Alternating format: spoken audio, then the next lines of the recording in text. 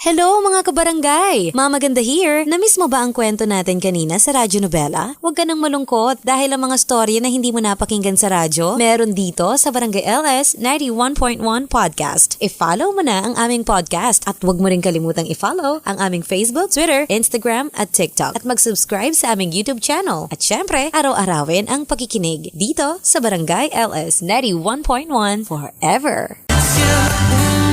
Barangay LS 91.1 forever. Happy Monday mga kabarangay. Si Mama Ganda na po ang inyo napapakinggan. At eto na po ang programang Radyo Nobela. Kumusta naman po ang weekends nyo mga kabarangay? Meron bang mga bangag dyan? Kung bangag dyan, medyo mag-in-in pa tayo. O kaya naman, umigop tayo ng mainit na sabaw para magising ang ating mga diwa at ang ating mga litid sa ulo.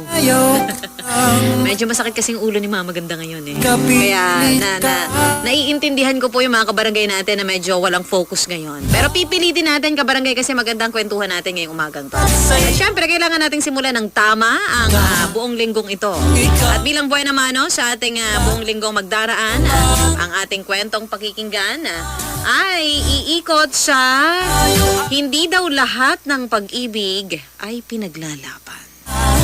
Ay, may ganun pala, no? Akala ko lahat ng pag-ibig pinaglalaban.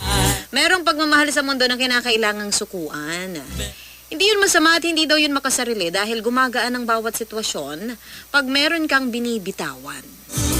Ikaw kabarangay, nagmahal ka na ba ng husto? Pero pinagsisihan mo sa dulo. Sabay-sabay nating tunghayan ang sulat ng ating kabarangay na si Ofelia.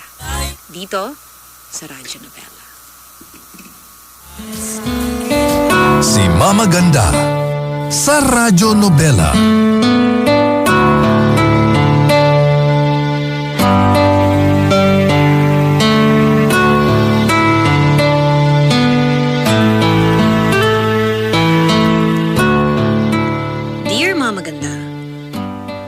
Naranasan niyo na po bang magmahal ng todo-todo? Up to the point na hindi niyo na alam kung paano huminto. O kahit magtira man lang ng para sa sarili niyo. Ako kasi, oo. At kulang na lang masiraan ako ng ulo dahil sa pagmamahal na yon.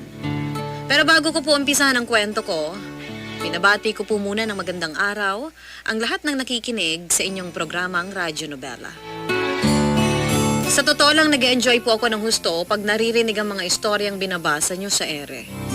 Para ako nakikinig sa isang matalik na kaibigan habang nagbabahagi ng kanyang problema at karanasan sa buhay. Nagagalit ako, natutuwa, kinikilig, nasasaktan at minsan naiiyak din. Yun po ang dahilan kaya nagka-interes ako magpadala ng sulat sa inyo. Tawagin nyo na lamang po ako sa pangalang Ofelia.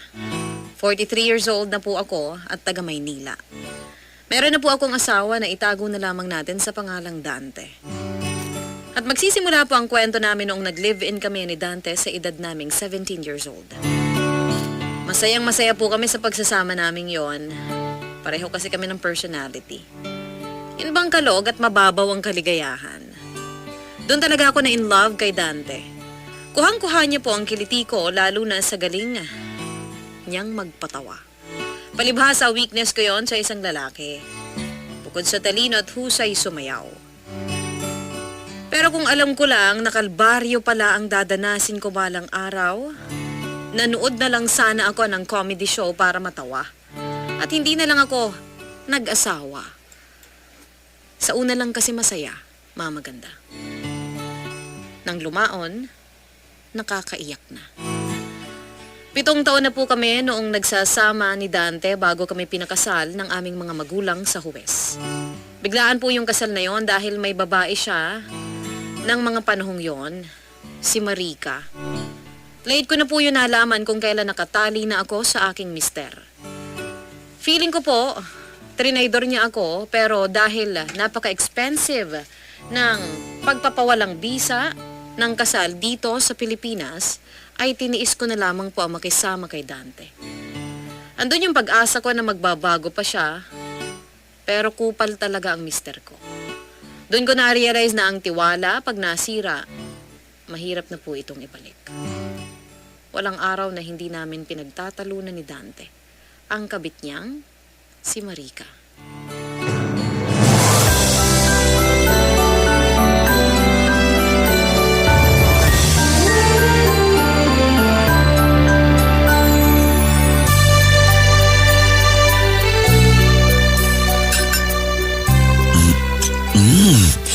Grabe, Lalab. Sarap naman itong ulam natin. Mapapadami kain ko nito. Sarap kasi talaga. Oh, bakit di ka kumakain? Wala akong gana. Ha? Sarap-sarap ng ulam natin tapos wala kang gana? Sige ka, magugutom ka. Yan lang ba talaga ang sasabihin mo? Na magugutom ako pag hindi ako kumain? Hindi mo man lang itatanong kung may sakit ako o may dinaramdam kaya wala akong gana? Ganyan ka na ba talaga kamanhid? Anak naman ng tokneneng, Ophelia. Mga away ka na naman ba? Oo, Di ka na talaga nahiya sa grasya? wala akong pakialam. Ikaw nga hindi ka na nahiya sa akin nung nakuha mo pa talaga mambabae. Pagtatalunan na naman ba natin to? Aba bakit hindi? Anong oras ka na naman ba umuwi ngayon? Late na, di ba? Huhulaan ko. Magkalingkis na naman kayo na Marica na yon ano? At ngayon ka lang niya pinakawalan. Pinagsasabi mo. Nag-iimbento ka na naman. Makakain na nga lang. Sino may sabi sa'yo pwede kang kumain? Akin na yung kutsara mo. Akin na yung plato mo.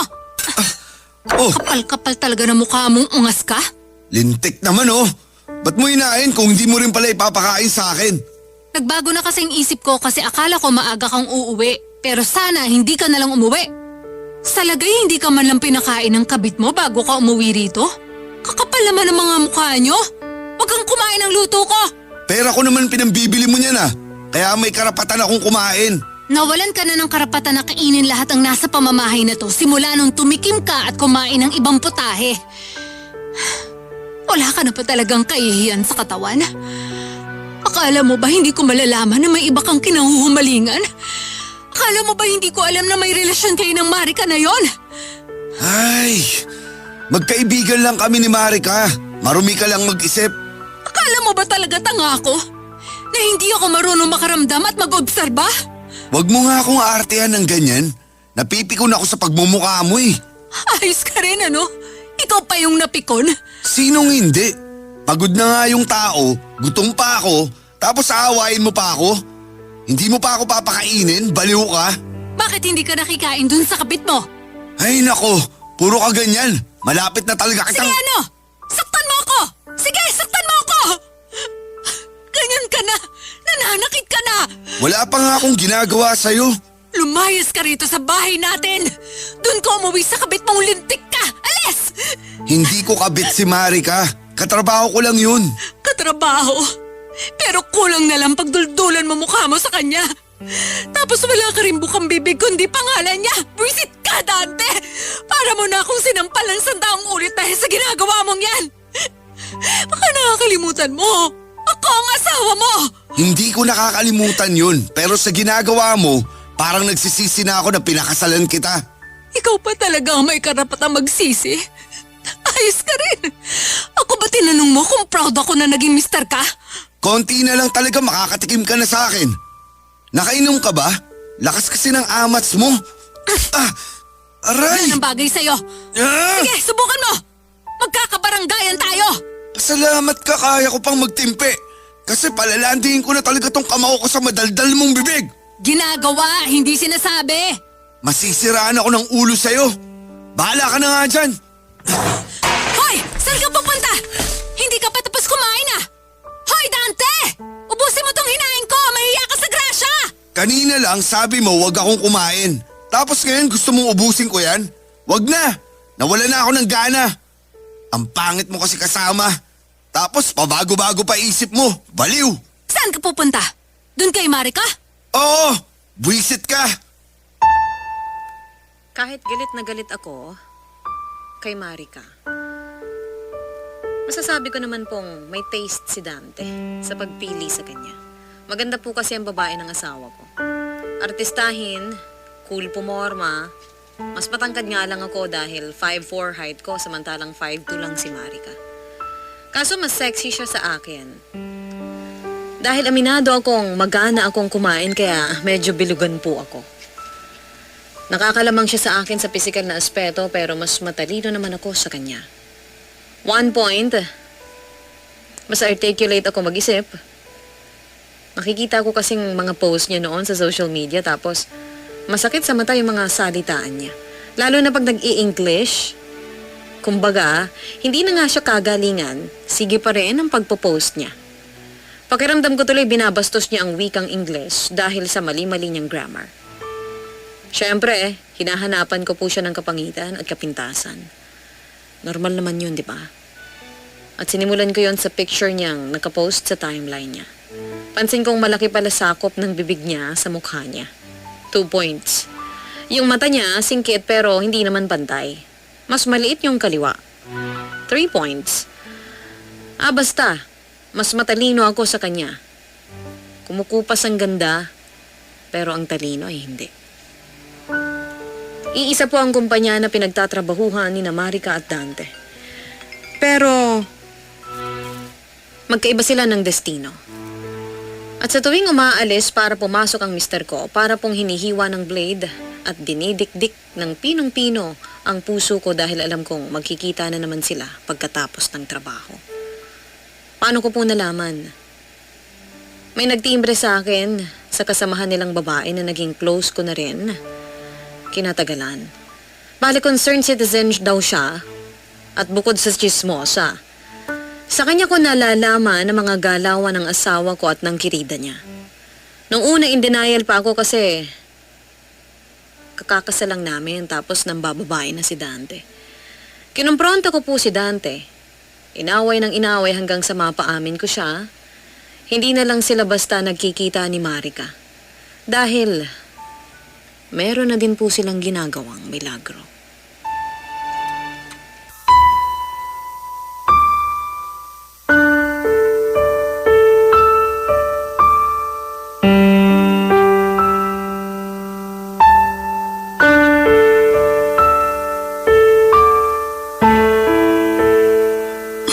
Ophelia!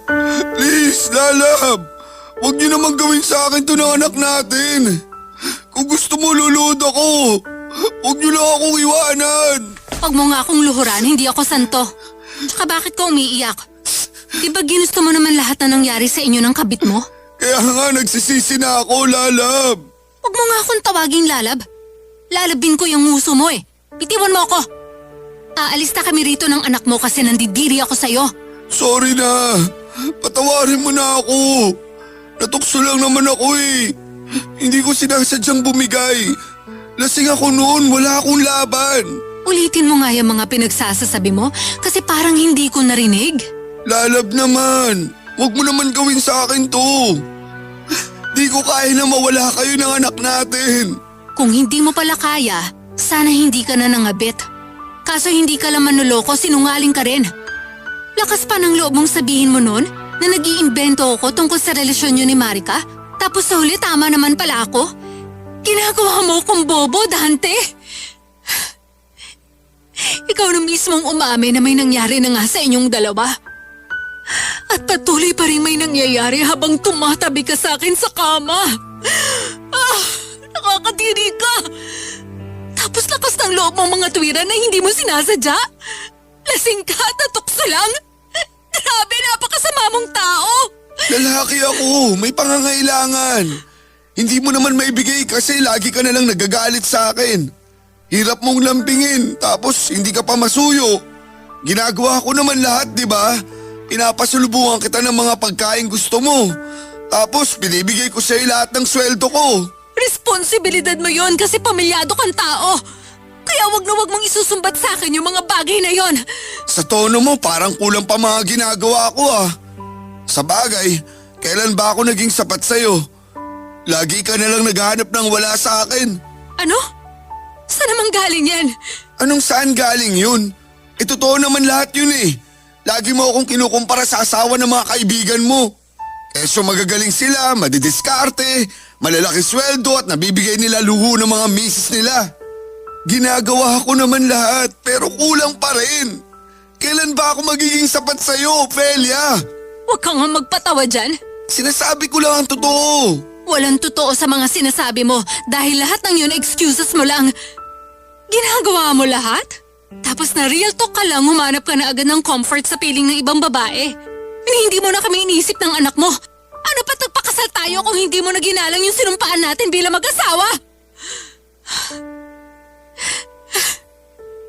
Sising-sisi ako kung bakit nakilala pa kita.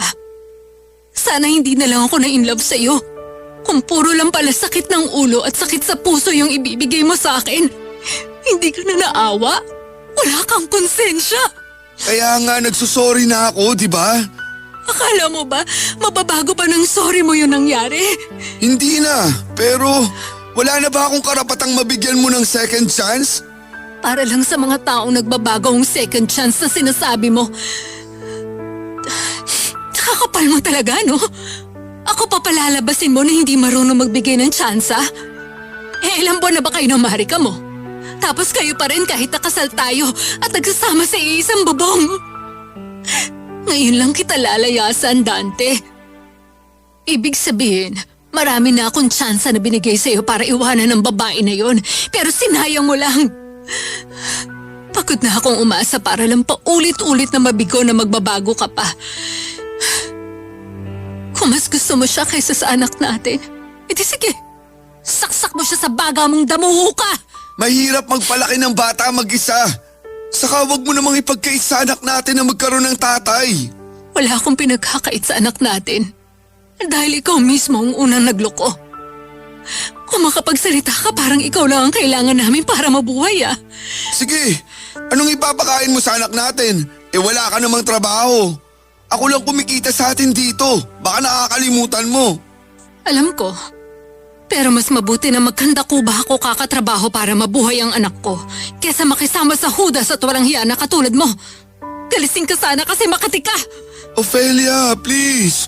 Pag-usapan natin to. Huwag niyo akong iiwan. Hindi ko kaya mag-isa. Luluhod ulit ako. Magmamakaawa sa'yo. Doon ka sa simbahan lumuhod. Humingi ka rin ng tawad sa Diyos dahil marupok ka. Lalayasan ka na namin, buwisit ka!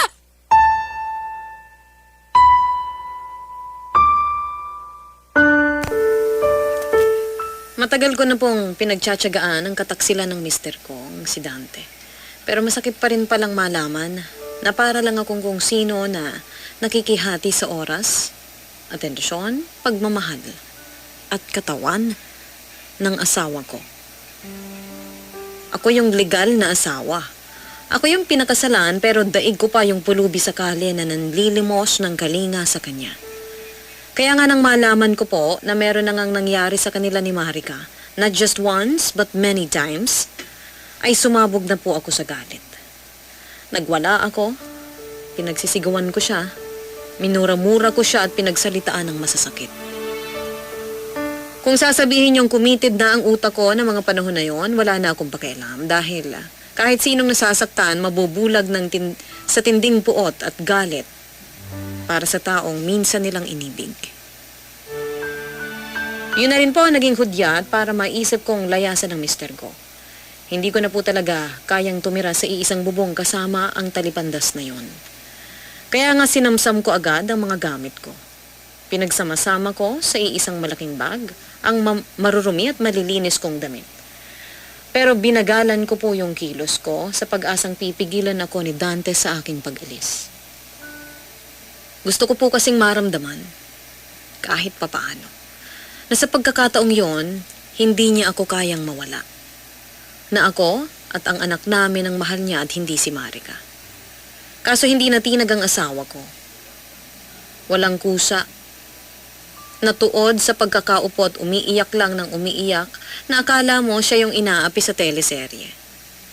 Kaya umalis na lang po ako kasama ang 2 years old naming anak at umuwi ako sa bahay ng mami ko sa Bacaue, Bulacan. At sinubukan ko pong magpakatatag.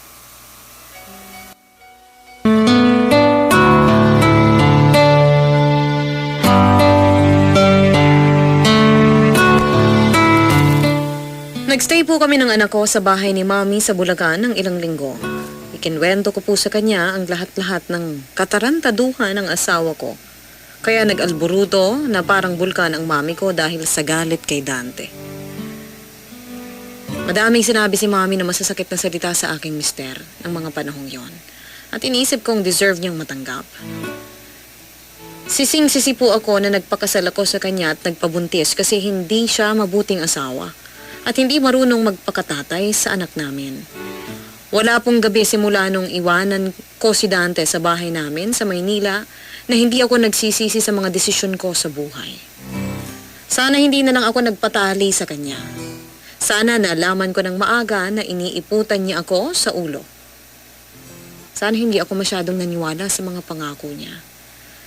Sana hindi ako minsang nabaliw sa katulad niya at hindi ko inisip na siya na talaga ang lalaking gusto kong makasama hanggang sa pagputi ng aking buhok. Suportado po ni Mami ang pakikipaghiwalay ko kay Dante pero pagkaraan ng ilang buwan tumindi pa ang pangungulila ko sa aking mister. Marupok na po kung marupok pero alam ko sa sarili ko na mahal ko pa rin siya. Bukod doon, hinahanap-hanap na po ni Dante. Hinahanap-hanap na po si Dante ng anak namin. Dahil close sila at makitatay ang aking anak. Kaya nga bigla ako natauhan at nakapag-isip-isip na makipagbalikan sa asawa ko. Total hindi naman ganun kadali.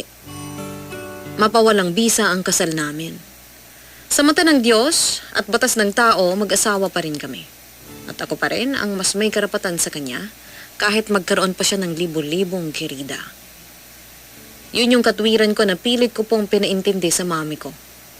Nang minsan kausapin ko siya tungkol sa plano kong peace talk kay Dante.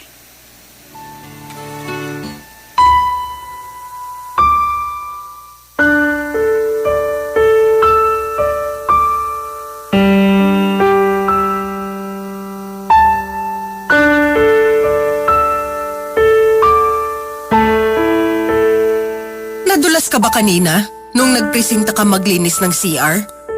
Kasi kung oo, kailangan na kitang dalhin sa ospital kasi baka ikabaliw mo yung mga sinasabi mo, anak. Mami naman eh. Matino po ako, hindi ako baliw. Paano ka naging matino pagkatapos mong sabihin sa akin na gusto mo na makipagbalikan sa ungas mong asawa? Sige nga. Tama naman po yung desisyon ko, di ba?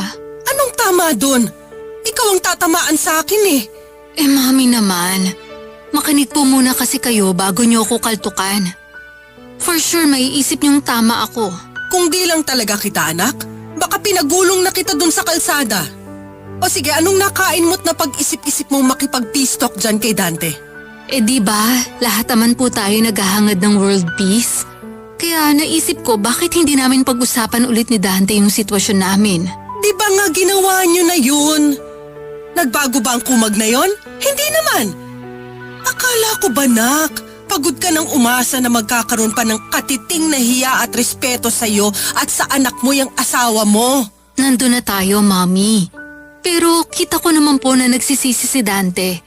Sabi ng source ko dun sa trabaho nila, lagi raw pong malungkot yung asawa ko. Parang wala sa sarili. Nung tinanong nila, nagsabi ng konti tungkol sa sitwasyon namin. Tapos miss na raw niya kami ng anak niya. At naniwala ka naman. Siyempre po kasi the feeling is mutual. Pinagsasasabi mo dyan. Miss na rin po kasi namin siya ng anak ko. Lagi po siyang hinahanap ng baby namin, Mi. Wala na akong maidahilan sa bata. Hindi pa naman naiintindihan ng anak mo yung sitwasyon, kaya ba't kanyang kaka-concern? Ang sabihin mo marupok ka lang at nagpapauto dun sa Dante na yon. Pag lumaki po ang anak namin, poproblemahin ko pa kung paano ko ipapaliwanag sa kanya kung bakit wala siyang kinamulatang ama. Kaya naisip ko, bakit hindi na namin ayusin ni Dante yung pamilya namin ngayon para maiwasan yung problema na yun in the future? Hindi po yun sa nagiging utu-utu na naman ako. Hindi raw. Pero nakalimutan mo na yata nung unang beses kang dumating dito sa bahay ko noon, no? Pues ipapaalala ko lang sa'yo. Nag-iiyak ka na parang wala nang bukas, Ophelia. Galit na galit ka sa mister mo. Sinabi mong taksil siya, manloloko, walang hiya at hindi marunong gumalang sa'yo. Pero nagbago na po yung tao, Mami. Bigyan naman natin siya ng chance. Ay, anak naman eh. Naiinis ako sa'yo. Pero sino ako para questionin ka kung yan ang desisyon mo? Ang akin lang, Ayoko na maulit yung ginagawa sa'yo ng asawa mo. Paano kung kunwari lang pala na nagbagong buhay siya? Tapos ulitin na naman niya yung pambababae. Sabihin nating hindi na dun sa Marika pero sa iba naman. Kakausapin ko po siya, Mi. Kung kailangan ko magpakumbaba, gagawin ko. Ha? At bakit mo gagawin yun? Kasi naisip ko po na may kasalanan din ako. Na masyado ako ma-pride kaya inaayawan ako ng asawa ko. Kaya magpapakumbaba po ako para naman magbago ang tingin niya sa akin. Ewan ko talaga sa'yo saan ka nagmana anak. Hindi naman ako ganyan at mas lalong hindi kita pinalaking ganyan. Pero kayo na po nagsabi na dapat nagpapasakop tayo sa mga asawa natin. Nakalimutan niyo na po ba? Oo, sinabi ko yun. Pero magpapasakop ka lang kung matino yung asawa mo. Ay, maling-mali talaga na nagpakasal ka sa kanya.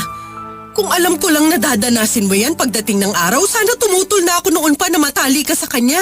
Magsisiri naman po ko. Pero wala pong divorce sa Pilipinas.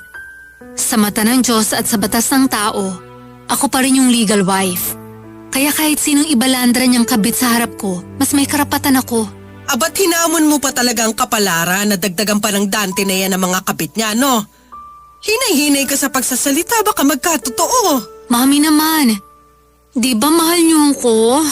Dapat suportahan niyo pong desisyon ko.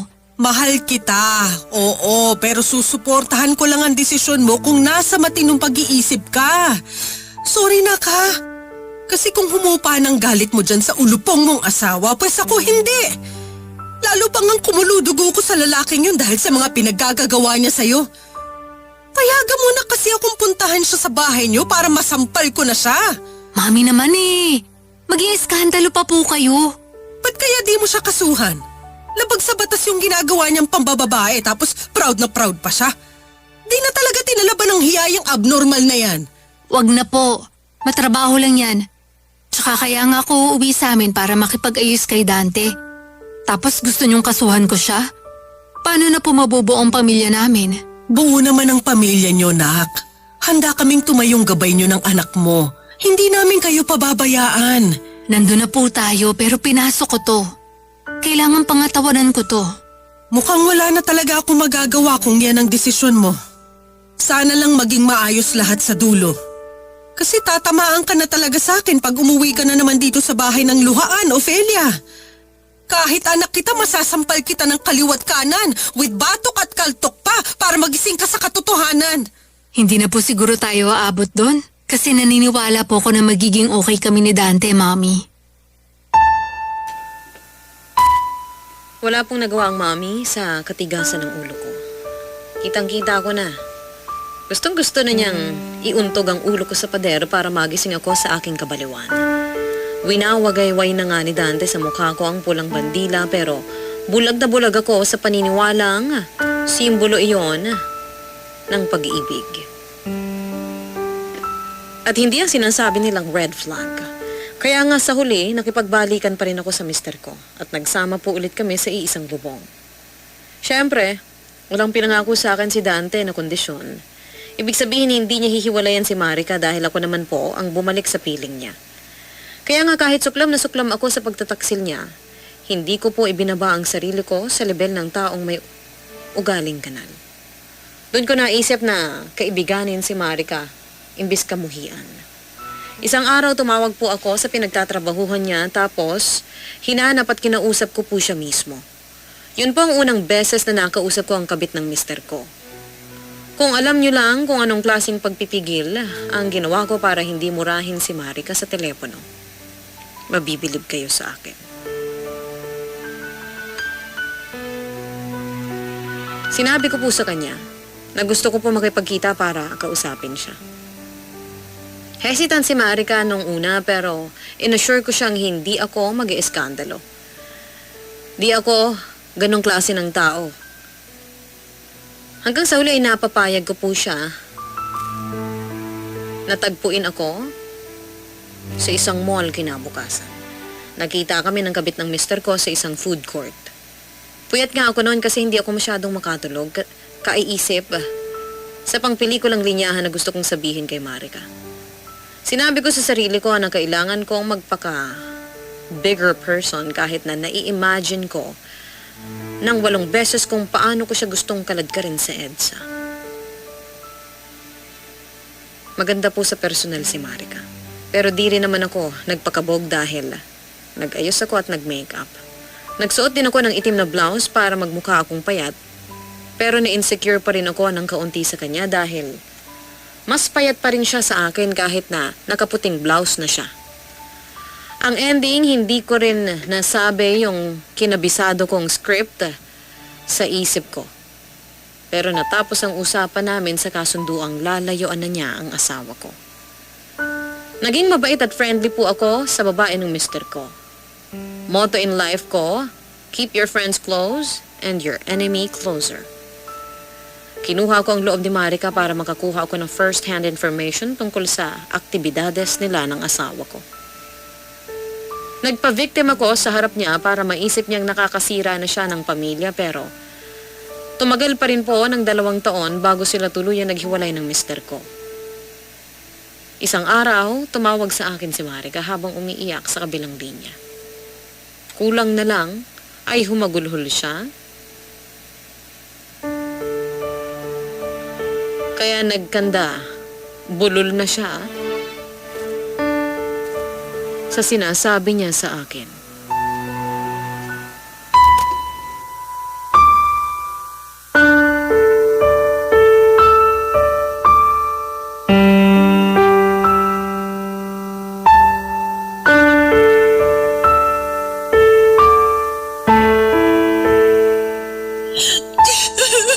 Kumalma ka nga muna, Marika.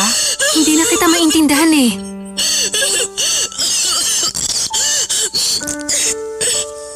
Hindi ko na alam paano kumalma, Ophelia. Iniwan na ako ni Dante. Pinagpalit niya na ako sa ibang babae. Wait, what? Ano uli yung sinabi mo? Iniwan na ako ni Dante. Hindi, yung kasunod. Pinagpalit niya na ako sa ibang babae. OMG! Seryoso ka ba dyan?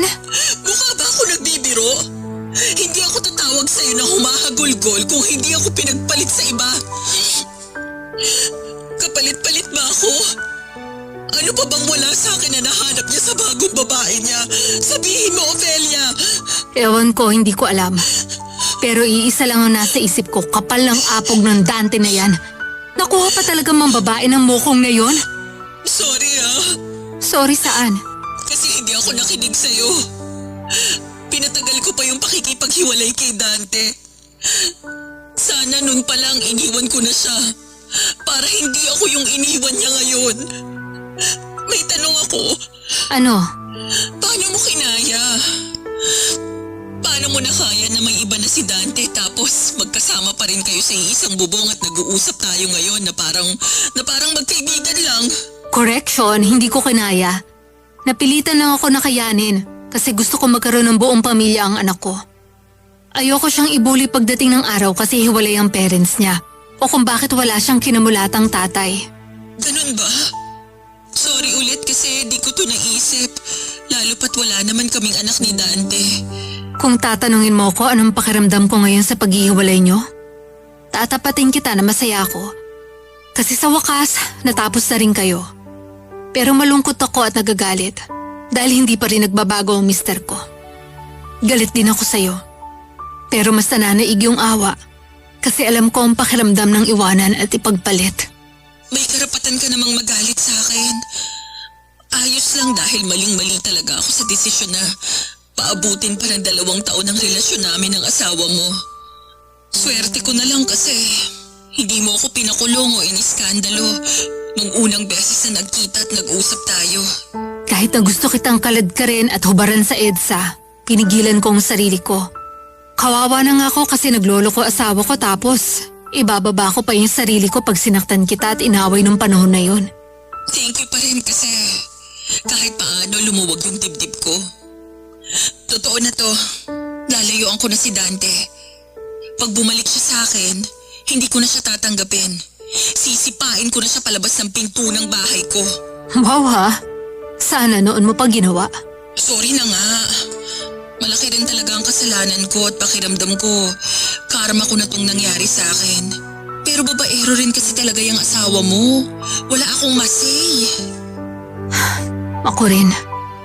Nakakahiya sa anak namin paglaki niya. Napapaisip tuloy ako kung tama ba yung desisyon kong makipagbalikan sa ama niya kung ganyan lang din at hindi marunong magbago si Dante. Ewan ko ba kung bakit may ganyang lalaki? Yung nasa kanila na ang lahat, tapos naghahanap pa rin ng iba. Nasa kutsyon na, mas gugustuhin pang matulog sa banig. Huwag mo na nga akong subukang i-comfort. Hindi na yan tatalab sa akin. Tapos sa'yo pa talaga galing. Grabe ka naman. Hindi naman ako pang banig lang. Sa ganda kong to, kawalan talaga ng Dante na yan na pinagpalit niya ako. Kanina lang humahagulgol ka, tapos ngayon parang okay na okay ka na. No feeling is final, ika nga. At saka lalaki lang yan, marami pa dyan. Yung single at walang sabit. Alam mo, tama yan. Sana sa susunod na magkaka-boyfriend ka, yung wala ka nang sisiraing relasyon at pamilya. Kasi hindi lahat ng legal wife kasing bait ko. Baka sa susunod, hihimasin mo ng reha sa presinto o hahalikan na sa putikan. Kasi nginudngud ka na nila sa lupa. Hoy, sobra naman yun. Totoo yun, Marika. Naniniwala naman ako sa iyo eh. Kaya tatandaan ko yung payo mo. Pero sa ngayon, galit ako dyan sa asawa mo. Huwag kang mag-alala, pareho lang tayo. Kung galit ka, mas galit ako sa kanya. Wala lang talaga akong choice kasi tatay siya ng anak ko.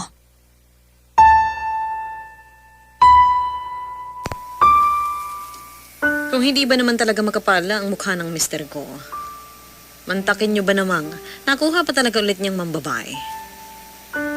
Sa binababae niya. Ganun na ba talaga siya kawalang hiya? Daig niya pa yung lintang todo sip-sip sa mga babaeng makakapitan niya. Gusto ko sanang matawa sa sinapit ni Marika dahil sa wakas naranasan na rin ng mga katulad niya ang pinagdaanan ko kay Dante simula nang gawin siya nitong kabit. Pero bilang babae nanaig po sa akin yung awa. Awa kasi alam ko yung hirap, yung sakit, yung eksaktong pakiramdam na lokohin at pagmukhaing tanga ng taong mahal mo.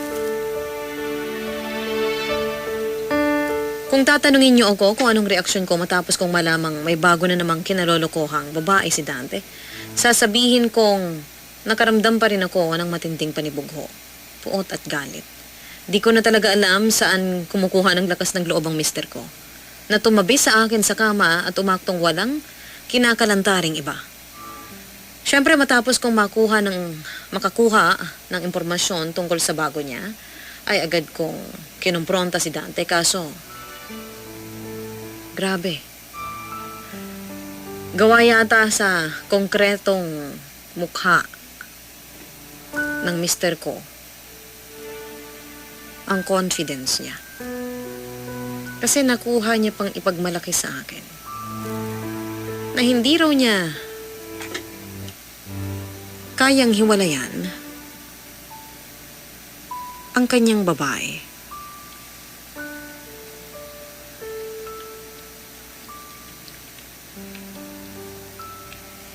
Hindi ko na alam, Mama Ganda, kung ano pa ang mga salitang dapat kong sabihin at ano pa ba ang mga hindi ko pa nararamdamang sakit.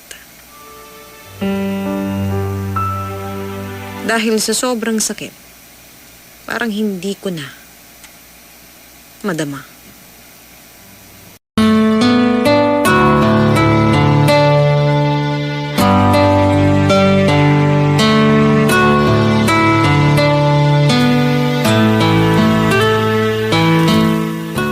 Ang hirap sa mga lalaki, mamaganda, sila ang gumagawa ng kalokohan, tapos sila pa ang nauunang magalit. Defensive at pa-victim, kumbaga. Yun kasi ang pinapalabas ni Dante matapos kong malaman ang pambababae niya. Ginawa pa niyang bida-bida ang sarili niya at ako ang kontrabida sa buhay nila. Tapos ang nakakaloka, umulit pa ng umulit ang pagkakaroon ng iba't ibang kabit ng asawa ko. Nakakapagtakang hindi pa siya dinadapuan ng STD dahil sa kakatihan niya. Nagalit ulit ako, nagwala, minura-mura siya, nag-alsabalutan kasama ang anak namin pero nag-I shall return. At ang ending, lagi ko pa rin pinapatawad ang tarantadong nangangako sa akin na magbabago na. Wala na siguro talaga akong bait sa sarili dahil nakuha ko pang kaibiganin ng mga naging babae ng mister ko. Kulang na lang maging tropa ko sila kasi sa akin sila nagsusumbong at umiiyak ng todo-todo kapag iniiwan at pinagpapalit sila sa iba ni Dante. Akala yata ng mister ko ay may 20 puso ako kaya okay lang na durugin ng durugin dahil may reserba naman. Grabe ang sakit, Mama Ganda. Dahil dumating ako sa puntong asawa ko na lang si Dante sa papel. Pero wala na akong respeto sa kanya. Nandun pa rin yung kaunting pagmamahal kaya nga kahit kabaliwan na ay umaasa pa rin ako na magbabagong buhay ang asawa ko. Kaso sisirain yata ako ng pag-asang yun dahil patuloy akong nabibigo. Wala naman akong hangad na magarbong buhay. Magtinulang si Dante, Mama Ganda, ay kontento na ako at sa anak namin para manatiling buo ang aking pamilya. Ganun ba yun kahirap gawin? Wala na akong kumpiyansa sa sarili ko at sa pamilya namin. Naisip ko na hindi na kami tatandang magkasama dahil maaga akong mamamatay. Sa lahat ng heartaches na ibinibigay sa akin ng asawa ko.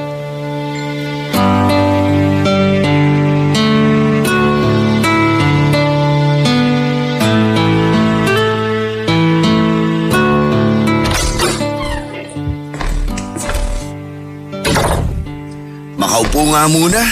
Sakit ng binti ko kakatayo sa bus kanina. Ay, sarap. Oh, andyan ka na pala, Dante.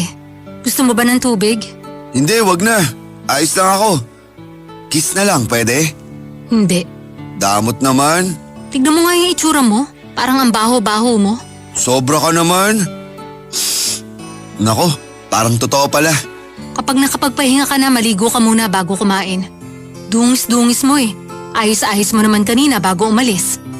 Yung damit mong puti, putim na. Mahihirapan na naman ako sa paglalaba. Sorry na. Pero grabe kasi traffic dito sa atin.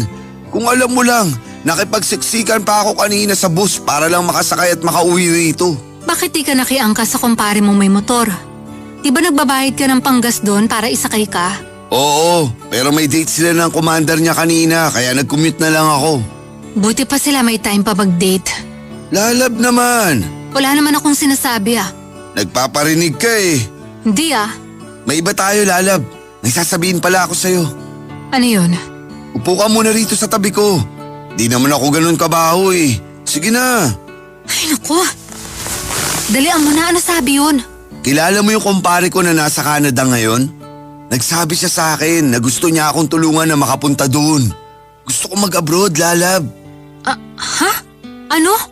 Hindi ako papayag, Dante. Bakit hindi? Chance na natin yun para makaipon ng malaki. Kung dito kasi ako magtatrabaho, hanggang uugod-ugod na ako, sigurado mapapanot na lang buhok ko, pero malayong-malayo pa tayo sa pagiging financially stable.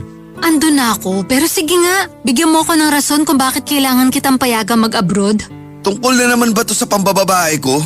Ano pa nga ba? Meron pa bang iba? Pambira, Ophelia naman. Hindi to yung panahon para isipin mo yan. Oportunidad na yung lumalapit sa akin. Palalagpasin ko pa ba dahil lang sa pagiging selosa at praning mo? Ako pa talaga yung praning at selosa? Kasalanan mo naman kung bakit ako nagkakaganito. Tsaka anong garantiya ko na hindi ka na naman maglolo ko pagdating mo doon?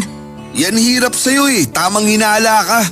Wala pa nga ako doon kung ano-ano nang masasamang bagay iniisip mo sa akin. Kasalanan ko pa, sa wala na akong tiwala sa'yo. Kung totoo man na wala ka ng tiwala sa akin, bakit nakikisama ka pa rin sa akin hanggang ngayon? Nakuha mo pa talagang tanungin sa akin yung bagay na yan? Ganyan ka na ba talaga kamanhid at walang pakialam sa nararamdaman ko? Hirap kasi sa'yo, doon ka lang sa mga maling ginawa ko nagpo-focus. Paano na lang yung mga tamang ginawa ko? Una na doon yung di ko kayo pinapabayaan ng anak natin. Good provider pa rin ako ha. Di tulad ng ibang mga tatay dyan na nagdala lang ng bata sa mundo tapos pinababayaan ng mamalimos dun sa kalye. O di kaya magtrabaho ng mabibigat yung mga anak nila.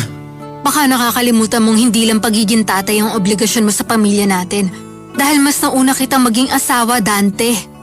At palpak ka pagdating sa bagay na yon. Kaya masisisi mo ba ako kung mawala na ako ng tiwala sa'yo? Oo, andito pa rin ako. nakikisama pa rin ako sa'yo, pero hindi na ako masaya. Pinipilit ko na lang yung sarili ko na ayos tayo, nakatulad pa rin tayo nung dati, pero sinong niloloko ko? Pero mahal mo pa rin naman ako, di ba? Oo, pero hanggang kailan?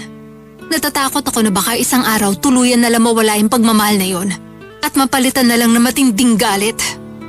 Ay, gutom lang yan. Mabuti pa kumain na tayo. Tapos bukas na natin pag-usapan yung tungkol sa plano kong pag-abroad. Intindihin mo rin sana pinag-uugutan ko. Mahal ko lang din kayo na pamilya ko.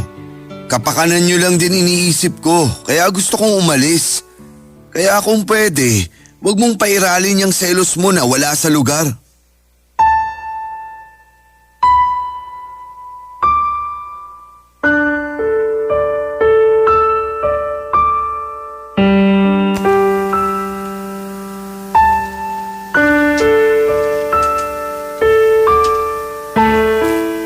Tutol po ako sa pag-alis ni Dante ng ibang bansa at pagtatrabaho sa Calgary dahil mapapalayo siya sa amin ng anak niya. Bukod doon, hindi ko na po mababantayan ang asawa ko. Paano na lang po pag nagloko ulit siya. Bago kasi umalis sa Pilipinas ang mister ko, wala na po siyang ibang babae. Pero meron siyang kasabay na chicks na itago na lang natin sa pangalang Jackie na natanggap din sa parehong trabaho na papasukan niya doon. Sa huli, wala po akong nagawa. Natuloy pa rin ang pag-abroad niya. Iyak po ako ng iyak nang ihatid namin si Dante sa airport. Bukod sa lungkot ng pagkakalayo namin, kasama na sa mga luha ko yung takot dahil alam ko na may posible na namang maulit.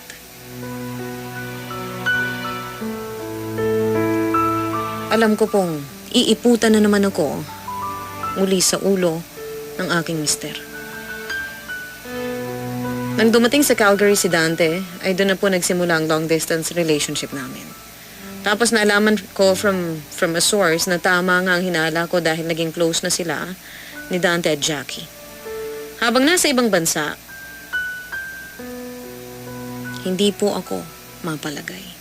In fact, naging housemate pa sila doon. O diba, ang kakapal ng apog. Hati raw sila sa gastos para raw mas tipid.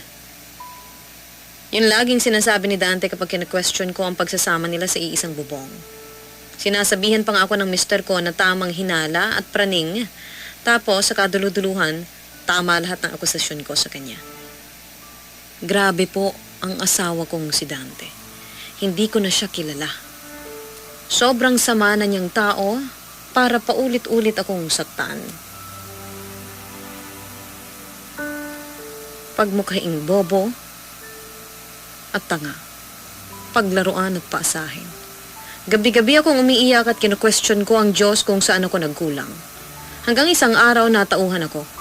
Naisip ko na kawawa ang anak namin pag pinalaki ko siyang may ama nga pero daig naman ang higad sa kakatihan. Kaya isang araw nag-decide akong tapusin na ang paghihirap ko. Bigla ako na lang pong hindi kinontak si Dante. Umalis din kami ng bahay ko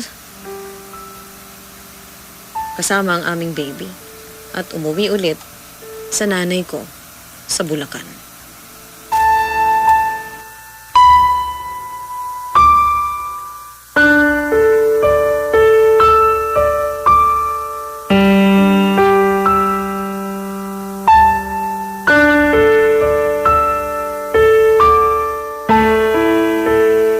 Sure ka na sa desisyon mong yan? Kasi pag nagbago pa isip mo, ipagpapatayo na kita ng monumento sa tabi ni Rizal. Masyado ka kasing martir. Sure na po ako, Mami. Ayoko na po kay Dante kasi hindi naman talaga siya nagbago. Puro na lang siya pangako na susubukan niya. Pero hindi naman niya ginagawa. Pagod na po akong umunawa at ipaglaban yung pamilya namin. Feeling ko, pinipilit ko na lang ayusin yung matagal na talagang sira na tiwala ko sa kanya. Pero mahal mo pa rin siya. Opo. Pero hindi na po sapat yung pagmamahal na yun para magstay ako sa kanya. Lalo ngayon na may bago na naman siyang babae. Ano ka mo? Yun ba ang rason kaya nilayasan niyo na siya ng anak mo? Opo. Yung kinakasama niyang babae doon. Yung madalas kong pinagseselosan noon. Na madalas naman niyang dinadahilang katrabaho lang niya ang bago niyang kabit, Mami. May source po ko dun kaya alam ko yung milagrong ginagawa ng asawa ko. Kundi ba naman isa't kalahating malantod at makati ang Dante na yan? Kapal na mukha, hindi na nahiya. Saan ba ako nagkulang? Bakit paulit-ulit akong sinasaktan ni Dante? Hindi na ba siya naawa sa akin? Ginawa ko naman pong lahat-lahat para maayos ang pamilya namin. Nagpakumbaba ako.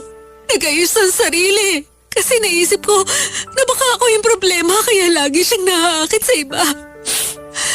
Naging mabuting asawa sa kanya. Pinaglalaba ko siya, pinagluluto, pinagsisilbihan. Tapos sa kaduluduluhan, wawalang hiyain pa rin niya ako. Hindi na siya naawa sa akin at sa anak namin, Mami. Kami yung legal na pamilya, pero kami walang peace of mind sa kanya. Tarantado lang talaga yung asawa mo, Nak. Siyempre wala kang kasalanan dun. Kaya tama yung desisyon mo na iwanan na talaga ng tuluyan si Dante para naman magtanda. Sa nakikita ko, wala po siyang pinagsisisihan. Kasi kung meron man, sana kinikilabutan man lang siya sa tuwing nakikipagsiping sa ibang babae na hindi naman niya asawa. Naniniwala ako na merong karma. Sa ngayon hindi pa yung dumadapo kay Dante pero darating ang panahon na sisingilin din siya sa ginagawa niya sa'yo. Madalas doble o triple pa yung pagbabayaran niya. Bilog ang mundo. Hindi habang buhay masaya ka, lalo na kung yung kasiyahang mong yun may naghihirap na iba. Sa'yo rin, Nak, hindi ka palaging malungkot. Sa una, oo, mahirap. Pero malalagpasan mo rin yan at magiging maayos din ang lahat. Thank you, Mami, ha? Kasi kung wala kayo, baka nabaliw na ako. Hindi ko alam ang gagawin ko. Hindi ko rin alam saan kami pupunta ng anak ko. Siyempre, nanay mo ko. Hindi kita matitiis, pati na rin yung apo ko. Kaya huwag ka na magpasalamat. Sana po makaya ko kahit hindi na namin kasama si Dante. Kakayanin nyo. Maniwala at magtiwala ka. Hindi mo naman mag-isa palalakihin ang anak mo kasi nandito kami na pamilya mo. Pagtutulong-tulungan natin. Di ba kapag nagtutulungan, gumagaan lahat? Opo. Lagi niyo pong sinasabi sa akin yan. At sasabihin ko ulit sa'yo kasi totoo naman yon. Tandaan mo na sa pag-aasawa, hindi lang pagmamahal ang mahalaga. Dapat meron din kayong respeto sa isa't isa. Swerte nga ni Dante kasi hindi mo siya iniwan noon. Pinaglaban mo pa rin ang relasyon nyo kahit lagi kang dehado. Hanga talaga ako sa'yo, Nak. Kasi kung sa amin ang tatay mo nangyari yan, naku! Baka hinabol ko na ng itak ang tatay mo kasama yung mga kabit niya. Di baling mabulok ako sa kulungan basta nadala ko silang lahat sa dapat nilang kalagyan. Pero ikaw kinaya mo. Pinaglaban mo. Kumbaga sa mga bayani natin, kagitingan ang tawag sa ginawa mo. Kaya lang anak, alam mo ba kung ano pa yung mas magiting na bagay na pwede mong gawin? Ano po? Sumuko. Hindi lahat ng pag-ibig pinaglalaban. Minsan may mga relasyon na dapat sinusukuan lalo kung wala ng patutunguhan. Hindi ka naman talo pag sumuko ka. Kasi mas gumagaan ang mga bagay-bagay pag meron tayong binibitiwan.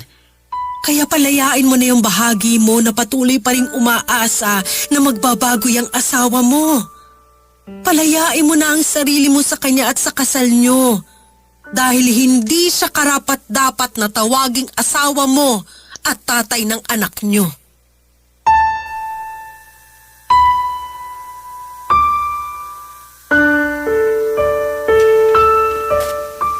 Mahal ko po si Dante, pero pagod na po ang puso ko na unawain ang pagkukulang niya sa akin bilang asawa. Kaya nga ginawa ko na po yung bagay na sana noon ko pa ginawa. Yun ay ang palayain ng mister ko at hayaan na lang siya sa piling ng ibang babae. Lalo na kung dun siya masaya. Di ba ganun naman talagang pag-ibig? Mapagpalaya. Sabi nga ng mami ko, hindi lahat ng pagmamahal ay pinaglalaban. At wala namang masama kung sumuko ka dahil para naman yun sa ikatatahimik ng isip mo. Marami po akong pinagsisisihan ng pakasalan ko si Dante. Namuhay kasama siya bilang asawa niya. Pero hindi naman habang buhay magpapatali ako sa masakit kong nakaraan. Kaya araw-araw ini-improve ko ang sarili ko, alang-alang sa anak ko na mag-isa ko na lang pong tinataguyod sa buhay. Mapalad ako dahil meron akong pamilya na todo suporta sa akin. Hanggang sa makapag-umpisa ako ng negosyo dito sa Bulacan. Kung tatanungin niyo po ako kung ano ng balita ko kay Dante, meron na po. Sa kasalukuyan, nandito rin sila sa Bulacan ni Jackie matapos nilang magsama at bumalik galing Canada. Hindi ko na po siya binigyan ng chance na magpaliwanag nung araw na nagkita kami dahil ayoko na pong marinig ang mga katwirin niya. Tinanggap na lang namin pareho na hindi na magwa-work ang aming relasyon. At paghihiwalay na lang ang solusyon. Kung sa galit, nandun pa rin yun. Mahirap magpatawad pero ipagpapasa Diyos ko po ang lahat. Kaso may isa po akong dilema. Bagay na sana mapayuhan niyo po ako. Ang dahilan kung bakit umuwi sila dito mula Canada ay dahil nawalan sila ng trabaho doon. Wala silang ipon kaya mahirap na sila mahirap pa sila sa daga, Mama Ganda. Sa katunayan, ang laki ng tinanda ni Dante. Para din po siyang may iniindang sakit. Tapos kamakailan, nag-text siya sa akin na gusto niya makipagbalikan para makasama niya rin ang anak ko. Ayoko na po. Pero may bahagi sa puso ko na gusto siyang patawarin. At kahit alam kong pwedeng ikagalit ng mami ko, ay nag-aabot po ako ng pera kay Dante para sustentuhan sila ng kabit niya. Tanga po ba ako? Hihintayin ko po ang payo niyo, Mama Ganda.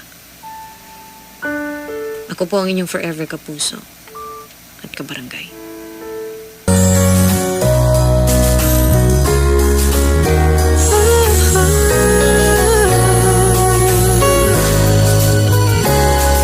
Panapanahon ng pagkakataon, may babalik bang kahapon? Barangay LS 91.1 Forever. Magandang araw po sa lahat ng mga nakikinig ngayon sa ating programang Radyo Nobela at sa lahat ng mga magre-replay nito sa ating YouTube channel. Type nyo po Barangay LS 91.1 Lucena at mag-a-appear dyan ang mga kwento dito sa ating programang Radyo Nobela with Mama Ganda. Paano ba kita sisimulang payuhan, Ophelia?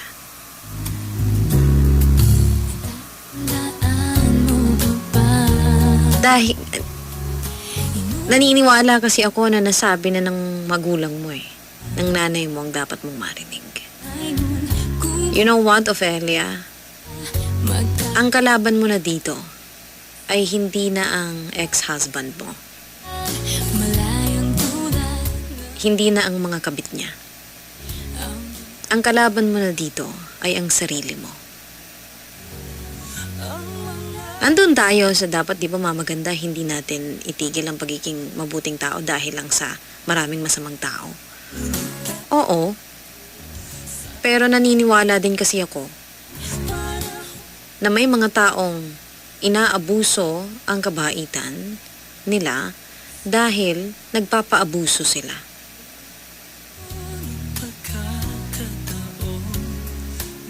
Andun yung, sige, magpatawad tayo ng magpatawad. Pero hindi na para gawin mo pa ang bagay na yan. Siguro masasabi ko sa sarili ko na hindi mo ako kasing buti, kaya hindi ko siya gagawin. Kung ako ang nasa kalagayan mo, siguro madaling sabihin sa amin na sana wag mo nang gawin yan kasi grabe na yung paghihirap na dinanas mo Siguro madaling sabihin sa amin yun dahil wala kami sa sitwasyon. Maaari. Pwede.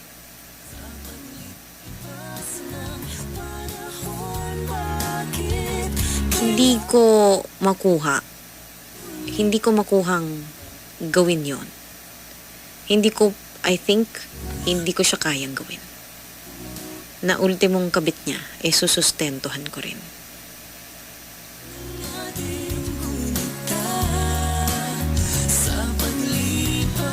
Wala akong masasabi dyan sa bahagi na yan. Kundi ang opinion ko lang.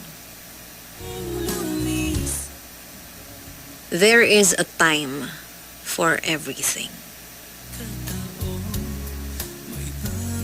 There is a time for everything, Ophelia.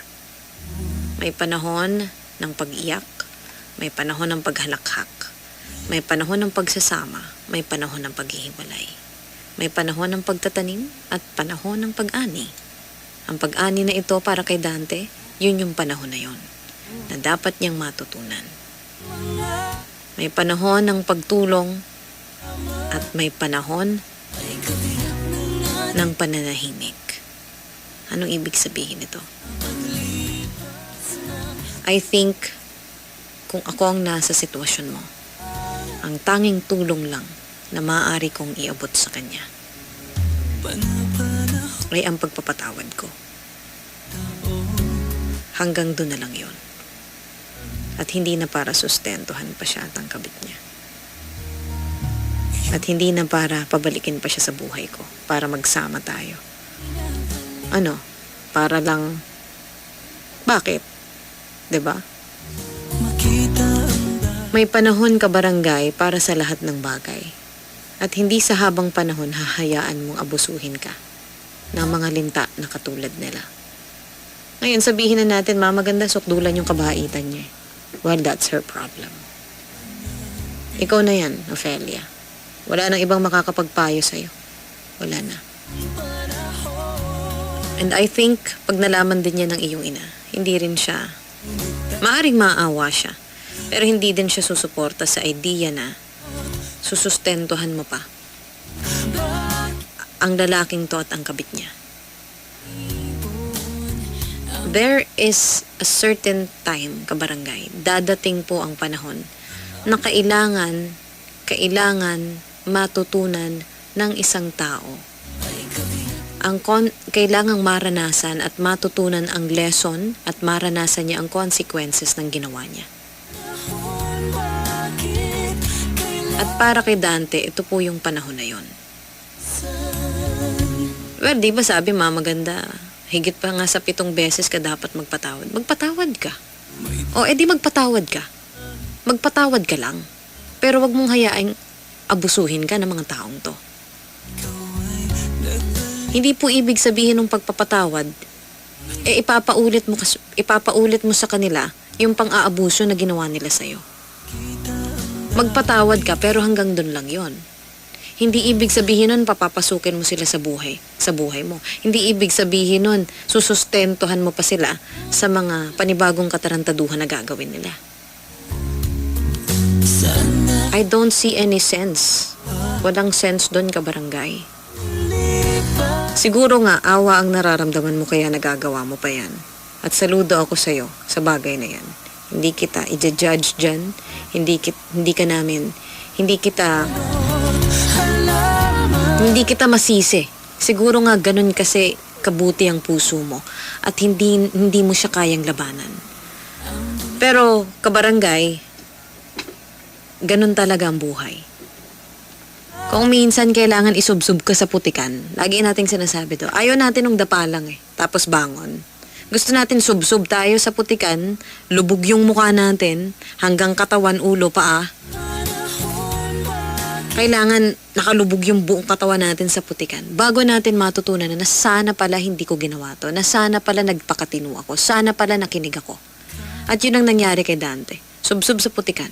And I would say, I think, yung sakit niya na yan, na nakuha nilang dalawa ng kabit niya, dahil na rin sa hindi lang siguro itong si Jackie ang kabit niya doon. Marami siguro siyang sinipingan doon. Baka nagbabar pa siya kung saan-saan.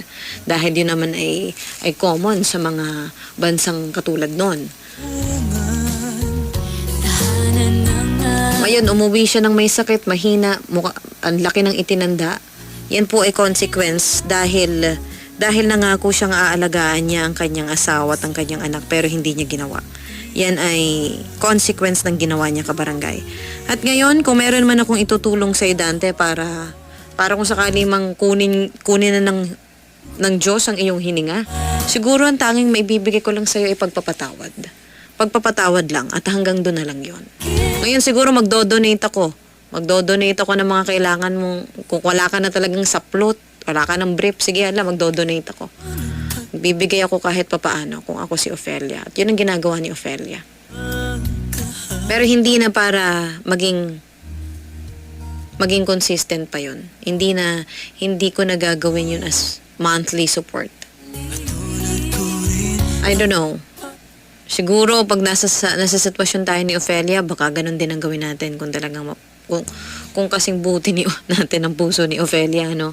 Pero Ofelia, sa ginagawa mong yan, saludo ako dahil nakakayanan mo yan. Yun lang, kabarangay. Gusto makipagbalikan. Yun ang tanong ni Dante sa kanya eh. Gusto niya makipagbalikan at makasama sila ng anak niya. Ofelia, there's a time for everything.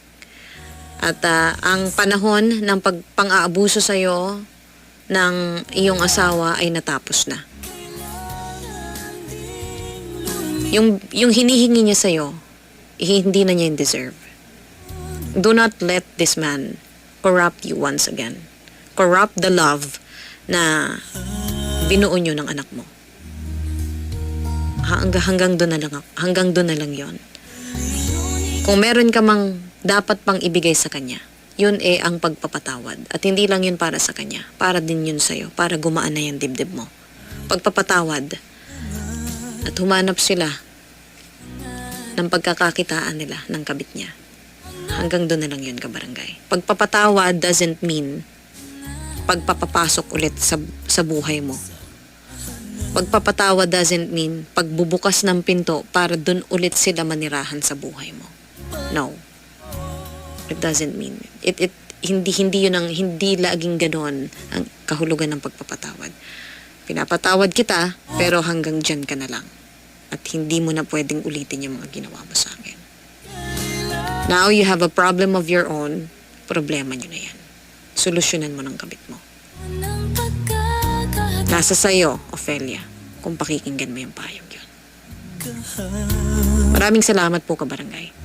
Ako po si Mama Ganda para sa programang Radyo Nobela ng Barangay LS 91.1 forever. Hello mga kabarangay! Mama Ganda here! Namiss mo ba ang kwento natin kanina sa Radyo Nobela? Huwag ka nang malungkot dahil ang mga storya na hindi mo napakinggan sa radyo, meron dito sa Barangay LS 91.1 Podcast. I-follow mo na ang aming podcast at huwag mo rin kalimutang i-follow ang aming Facebook, Twitter, Instagram at TikTok at mag-subscribe sa aming YouTube channel. At syempre, araw-arawin ang pakikinig dito sa Barangay LS 91.1 forever.